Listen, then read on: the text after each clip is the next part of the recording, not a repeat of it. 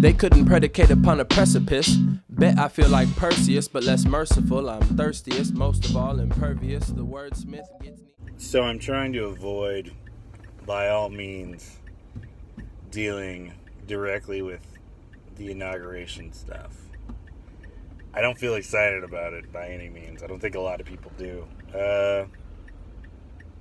And I'm only stating this not because I want my friends in America to realize it, but because as years have gone by, I've had many a conversation with many of my friends who live overseas, and they are under the impression that we have always been happy with all of our elections because that's all that they see.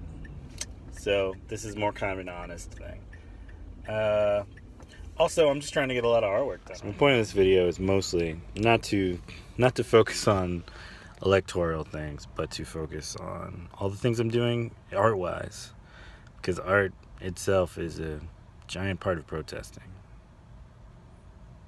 It's also part of history. So I'm still nervous about that art show. I got everything I need. I just gotta actually frame it now and get everything going. I set my hair up for the show because I want to look cool. Don't know if I'm gonna come off that way, but I'd like to.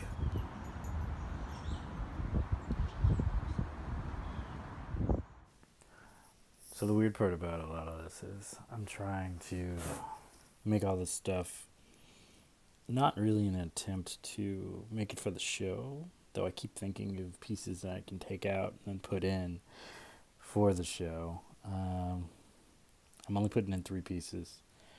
There's there's an entry fee for each painting, so I'm just putting in 3. But I feel pretty good so far. I've got one that I've shown before, which is typically not what I do. I don't typically re-show anything at art shows, but to be fair, it's a really good piece and people really liked it, so I think it should see at least twice be seen to the world. This other one I made, and I really, really like it. I think it's so beautiful. And it has all these little colors and things going on, and it's just kind of lovely. It's weird to say that. To describe your own work is lovely. I know there's a time when I would have chewed at myself grumpily for that. But I think it's really beautiful. I'm really, really proud of it. Listen to my art kiddos. Be proud of your work. Don't be prideful, but there's nothing wrong with feeling good about what you make. You should. Yeah. So I've got 2. I want to make a 3rd, though I've got a art festival coming up. So in that art festival in April, I could just show the new piece. So I think maybe I'll just do that. I'm kind of thinking this as I'm going. I don't know, I get nervous, I get scared. I don't know why. It's silly, I know. By the way, thanks everyone for all the super wonderful, nice things you guys have been saying in the videos. Like it honestly, it's a good motivator. It makes me feel good to keep making stuff. And that's what I want to do. I want to keep making. And I love that you enjoy what I do. So, keep going. I'll do my part, you do yours. I'm cutting up these zines. I've probably made like 20 of them. I figure that's more than enough that'll sell during the art show. But it's just good to kind of, just get it all going. I'm not trying to recreate a style with this piece right now that you're watching. I really loved, I feel like everything flows a little better with those. Like I've got my more not realistic paintings, but there's something perfect about being in a dream while looking at a painting. It just grabs you. And that's kind of what you want. I'm not any more immune to this than you are. I love seeing work that feels amazing.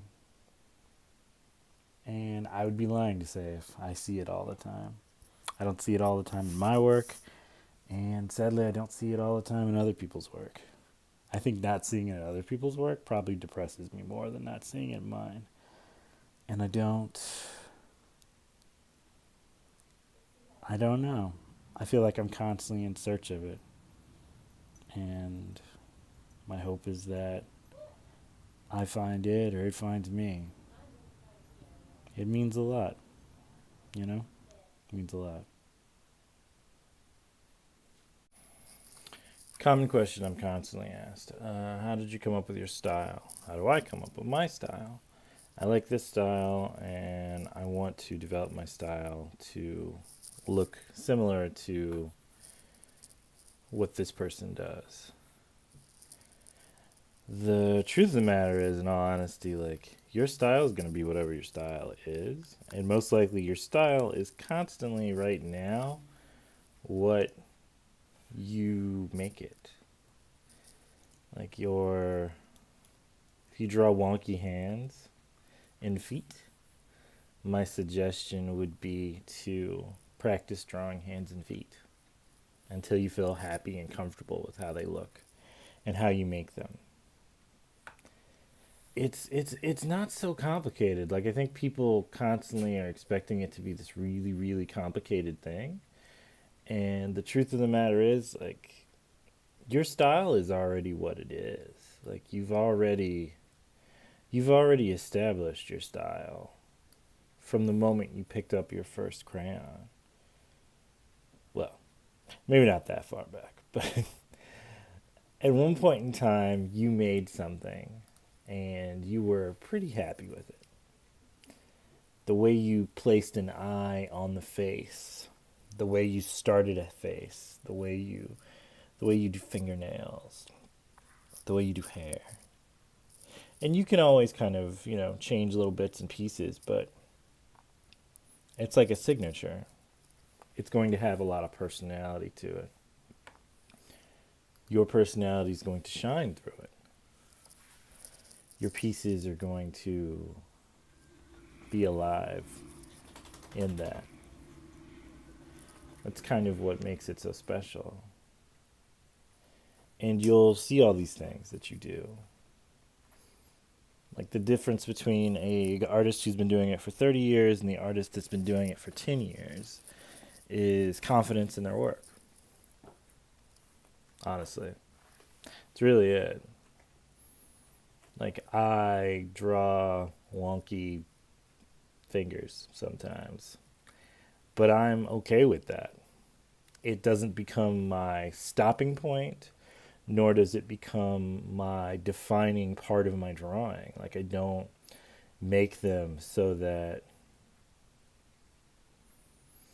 you see it and it stops you, and it's no longer about me making what I make. It's about what someone's going to see when they see my work. And you kind of have to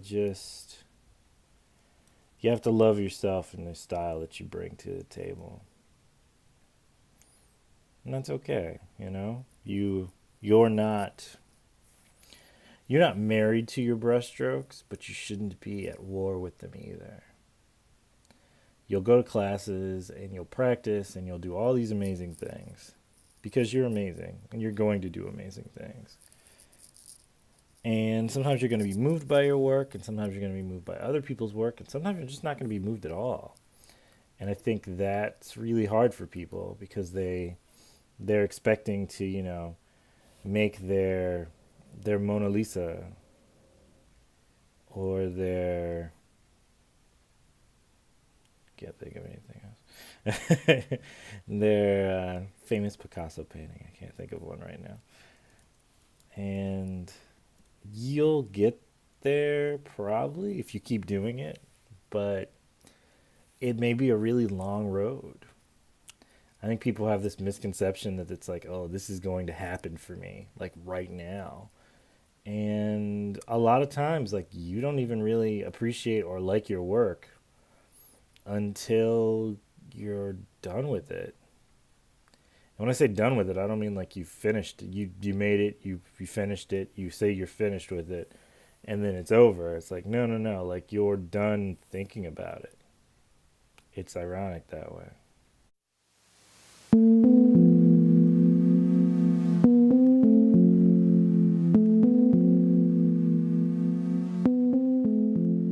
Reading nausea in an orange tent, make mental note first time.